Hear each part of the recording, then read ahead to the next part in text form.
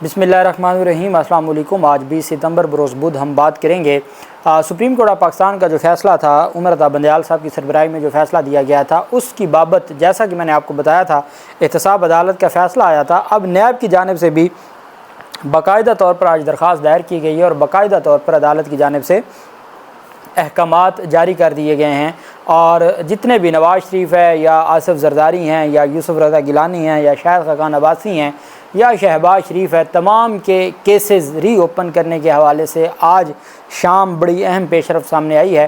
اس کی تفصیل میں آپ کے ساتھ شیئر کروں گا، اور ساتھ ہم بات کریں گے عرشہ شریف قتل کیس میں جو ڈیولپمنٹ سامنے آئی ہے اور جو یہ کہا جا رہا ہے کہ داخل دفتر کر دیا گیا ہے، اس کی وجہ کیا ہے اور کیس داخل دفتر ہونے سے کیا مراد ہوتا ہے، اس کے اوپر بھی ہم بات کریں گے۔ سب سے پہلے تو میں آپ کو بتاتا چلوں کہ خودکشی کو جرم قرار دینے کی دفعہ قانون سے نکالنے کے خلاف درخواست پر سماعت ہوئی وفاقی شرعی عدالت میں، اور وفاقی شرعی عدالت میں یہ درخواست دائر کی گئی تھی۔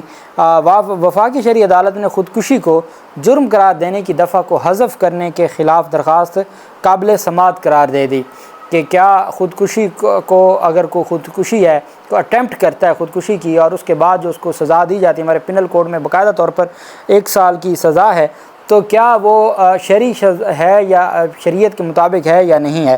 وفاقی شرعی عدالت نے خودکشی کو جرم قرار دینے کی دفعہ حذف کرنے کے خلاف درخواست قابل سماعت قرار دے دی، چونکہ اب اس کو حذف کر دیا گیا ہے، خودکشی کی دفعات کو ختم کر دیا گیا ہے، تو اس حذف کرنے کے خلاف درخواست کو قابل سماعت قرار دیا گیا ہے وفاقی شرعی عدالت میں۔ وفاقی شرعی عدالت نے درخواست دائر ہونے پر صدر مملکت، وزیر اعظم پاکستان اور وزارت قانون کو ابتدائی سماعت کا حکم نامہ جاری کر دیا۔ یہ درخواست حماد سعید نامی وکیل نے دائر کی تھی۔ درخواست گزار نے کہا کہ اسلام میں خودکشی کو حرام قرار دیا گیا ہے۔ ترمیمی ایکٹ سے پہلے پاکستان کے قانون میں خودکشی جرم تھی۔ درخواست گزار نے قرآنی آیات اور متعدد احادیث کے حوالہ دیتے ہوئے کہا کہ خودکشی کو بطور جرم حذف کرنا یہ اسلام اور اسلامی تعلیمات کے خلاف ہے۔ استدعا ہے کہ عدالت کرمنل لا ترمیمی ایکٹ 2022 کو قرآن اور سنت کے منافی قرار دے۔ وکیل نے تعزیرات پاکستان کی دفعہ 325 حذف کرنے کے خلاف درخواست دائر کی تھی۔ پارلیمنٹ نے کرمنل لا ترمیمی ایکٹ 2022 کے ذریعے اس دفعہ کو 325 کو قانون سے ڈیلیٹ کر دیا تھا۔ اس کے خلاف وفاقی شرعی عدالت میں درخواست دائر کی گئی۔ وفاقی شرعی عدالت نے ابتدائی سماعت کے بعد اس درخواست کو قابل سماعت قرار دے دیا ہے، اور اس کے لیے فائل جو آرڈر ہے وہ بھجوا دیا صدر پاکستان کو، وزیر اعظم پاکستان کو اور باقی جو ریلیونٹ اتھارٹیز ہیں ان کو، اور جواب طلب کر لیا گیا ہے۔ اہم ایک درخواست ہے، ہمارا جو پاکستان پینل کوڈ ہے اس میں یہ بات لکھی تھی کہ اگر کوئی اٹیمپٹ ٹو سوسائڈ کرتا ہے، کہ اگر وہ خودکشی کی اٹیمپٹ کرتا ہے تو اس سوسائڈ کی اٹیمپٹ کا جو جرم تھا اس کی 1 سال سزا تھی۔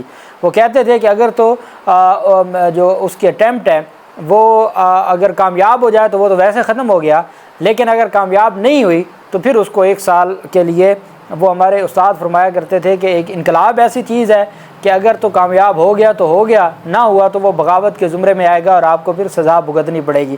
ایک خودکشی ایسی چیز ہے۔ بہرحال اب وہ چونکہ حذف کر دی گئی ہے تو اب دوبارہ سے یہ جو ڈیولپمنٹ سامنے آئی ہے کہ اس کو ہر صورت قانون میں شامل رکھا جائے، اور چونکہ خودکشی ہمارے اسلام میں حرام ہے تو حرام کی سزا ہوتی ہے۔ اس وجہ سے جو اٹیمپٹ ہے، پہلے بھی ہمارے یہاں صرف اٹیمپٹ کی تھی، اب مردہ کو تو نہیں نہ کوئی سزا دینی، تو اٹیمپٹ کی ہی سزا تھی 1 سال کی، جس کو 325 پینل کوڈ کو پی پی سی کو ڈیلیٹ کر دیا تھا۔ اب اس کے لیے یہ درخواست دائر کی گئی۔ عرشہ شریف قتل کیس میں آپ جانتے ہیں کہ ایک سرکاری ایف آئی آر تھی۔ یہ وہ ایف آئی آر نہیں تھی جو عرشہ شریف کی والدہ یا ان کی بیوہ کی جانب سے استدعا کی جا رہی تھی، یہ وہ ایف آئی آر تھی جو سرکاری ایک پولیس افسر کے مدعیت میں درج کی گئی تھی۔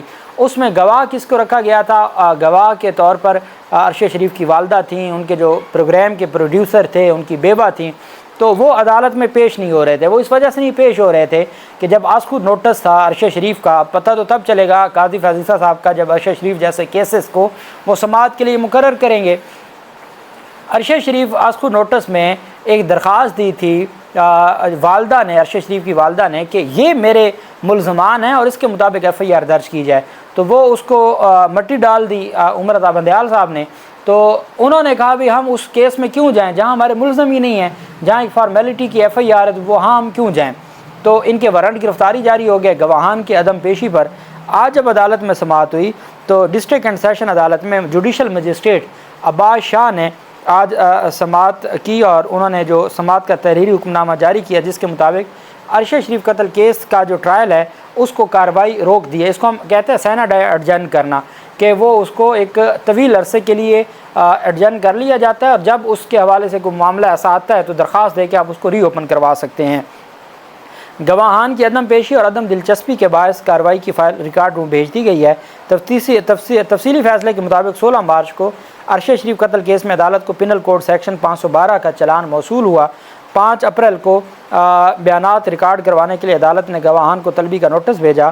متعدد بار بیانات ریکارڈ کرنے کے لیے گواہان کو طلب کیا گیا لیکن کوئی پیش نہ ہوا۔ اس میں وہ جو کینیا والے 2 ملزمان تھے خرم وغیرہ، ان کے خلاف ہی مقدمہ ہے، تو وہ تو اشتہاری ہیں۔ 512 کا چلان اشتہاری کا چلان ہوتا ہے، اشتہاری کے چلان میں ویسے کوئی کارروائی نہیں ہونی تھی، عدالت صرف فارمیلٹی پوری کرنی تھی۔ تو عدالتی فیصلے کے مطابق عرشہ شریف قتل کیس میں گواہان کے جو بیان ہیں اس کو ریکارڈ کروانے کے لیے جو گواہان ہیں وہ دلچسپی نہیں رکھتے۔ 15 مرتبہ پروسیکیوشن کو شواہد جمع کروانے کا موقع دیا گیا۔ گزشتہ سماعت پر پروسیکیوشن کو نوٹس دیا کیوں نہ فائل ریکارڈ روم میں بھیج دی جائے۔ پروسیکیوٹر کے مطابق پرائیویٹ اور سرکاری گواہان بیان ریکارڈ کروانے کے لیے عدالت نہیں آ رہے۔ عدالت نے اپنے حکم میں کہا کہ صورتحال کو مد نظر رکھتے ہوئے عرشہ شریف قتل کیس کی کارروائی روکی جاتی ہے۔ گواہوں کی پیشی کو دیکھتے ہوئے پروسیکیوشن نئی تاریخ کے لیے درخواست دائر کر سکتی ہے۔ عدالت نے آئندہ احکامات تک عرشہ شریف کیس کی فائل کو داخل دفتر کرنے کی ہدایت کر دی۔ اب اس میں ایک بہتری یہ بھی آئی کہ اگر کبھی وقت اچھا آتا ہے اور اصل جو ملزمان ہیں، جو ان کی فیملی جن کو ملزمان سمجھتی ہے، ان کے خلاف ٹرائل شروع ہوتا ہے تو یہ ایک بہتر ہو جائے گا، بجائے اس کے کہ انہوں نے اشتہاری لوگوں کے خلاف کارروائی کر کے اور اس طرح سے جو معاملات ہیں ان کو چلا کے تو ٹرائل ختم کر دیتے۔ تو ہمارے جو ضابطہ فوجداری ہے وہ بھی یہ کہتی ہے کہ آپ ایک ہی ٹرائل، ایک ہی وقوعے کا ٹرائل 2 دفعہ نہیں کر سکتے، تو پھر باقیوں نے بھی بچ جانا تھا۔ تو اب اس ٹرائل کا ہونے نہ ہونے کا کوئی فرق نہیں تھا، فائدہ کوئی نہیں تھا، اس وجہ سے اس ٹرائل کا رک جانا ہی بہتر ہے۔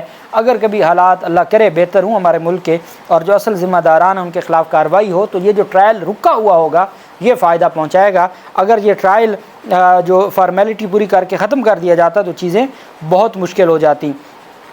میں نے آپ کو بتایا تھا کہ نیب کا جو فیصلہ آیا ہے نیب ترامیم کالعدم قرار دینے کا، عمرتا بندیال صاحب کا پہلے دن نہیں مسلم لیگ نون اور اس سے جڑے جو ہمارے سپریم کورٹ کے رپورٹرز ہیں جنہوں نے ہم خیال بینچ کی رٹ لگائی تھی، ان کو میں کہتا ہوں یہ ہم خیال صافی ہیں۔ تو وہ انہوں نے آج کل ایک یوٹیوب چینل بھی بنایا اور وہ سارے خود ہی بیٹھ کے وہ ہم خیال تبصرے کرتے ہیں۔ ان کی جانب سے بار بار یہ کہا جا رہا تھا کہ جی اس فیصلے کا کوئی فائدہ ہی نہیں ہے، ریویو آ جائے گی۔ پہلی بات تو یہ ہے کہ جب یہ فیصلہ ڈیسائیڈ ہوا ہے اس وقت، جب یہ فیصلہ آیا ہے اس وقت جو ریویو ہے وہ وہی ریویو ہے جو پہلے سے چلتی آ رہی ہے، جس کا کوئی سکوپ نہیں ہے، جو صرف کلیریکل مسٹیک کی حد تک ہے، پہلی بات۔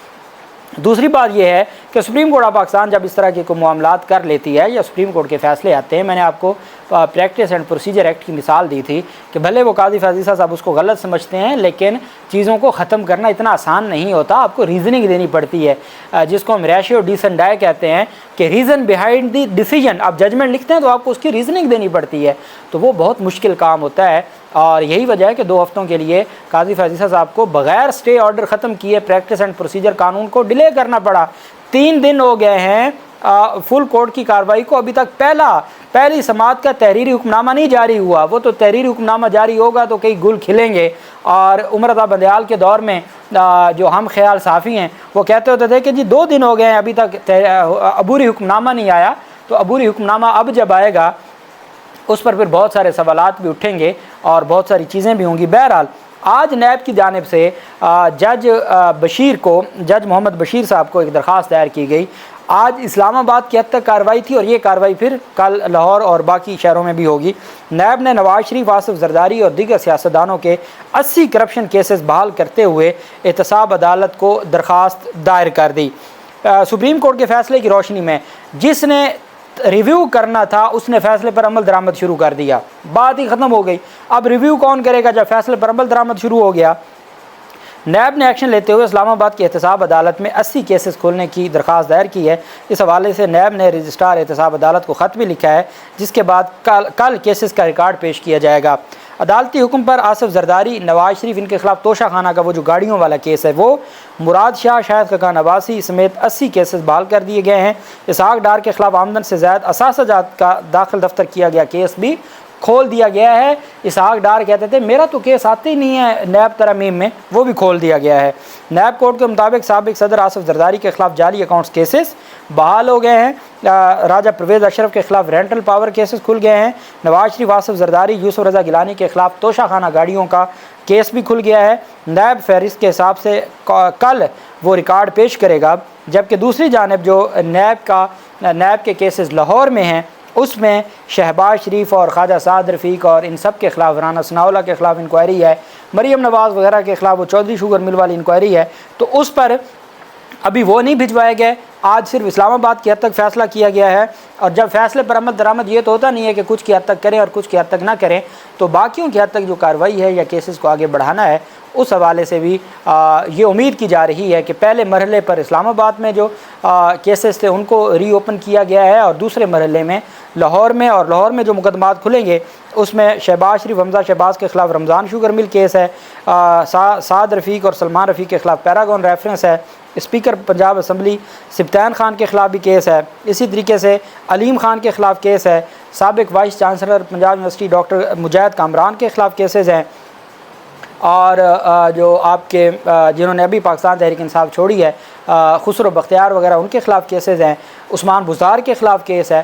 تو یہ جو سارے کیسز ہیں یہ کھلیں گے، اور خواجہ آصف کے خلاف بھی کیس ہے، تو یہ سارے کے سارے کیسز کھلیں گے، اور اس میں جو اہم کیس ہے میر شکیل الرحمان کا وہ بھی کھلے گا، اور اس پر پھر جو ذرائع کا کہنا ہے نیب کی جانب سے کل درخواست دائر کی جائے گی لاہور کی عدالتوں میں۔ تو یہ سارے کیسز میں نے آپ کو کہا تھا سپریم کورٹ کی جو ججمنٹ ہے اس پر عمل درآمد ہونا ہی ہونا ہے، جیسا کہ میں نے آج آپ کو بتایا کہ شرجیل میمن کیس میں عدالت نے کہا کہ سپریم کورٹ کے فیصلے ڈائریکٹ ہمارے پاس آ گئے ہیں اور اب ڈائریکٹ کیس کھلیں گے۔ انہوں نے کہا ہمارا کام ہے عدالتوں کے فیصلوں پر عمل درآمد کروانا۔ انہوں نے درخواست شرجیل میمن کی دائرہ اختیار نہ ہونے کی جو بریت کی درخواست اس کو خارج کر دیا، اور انہوں نے کہا میرٹ کے اوپر ہم کیس کو سنیں گے۔ اللہ پاک پاکستان کا حامی و ناصر ہو۔ بہت شکریہ۔ اللہ حافظ۔ پاکستان زندہ باد۔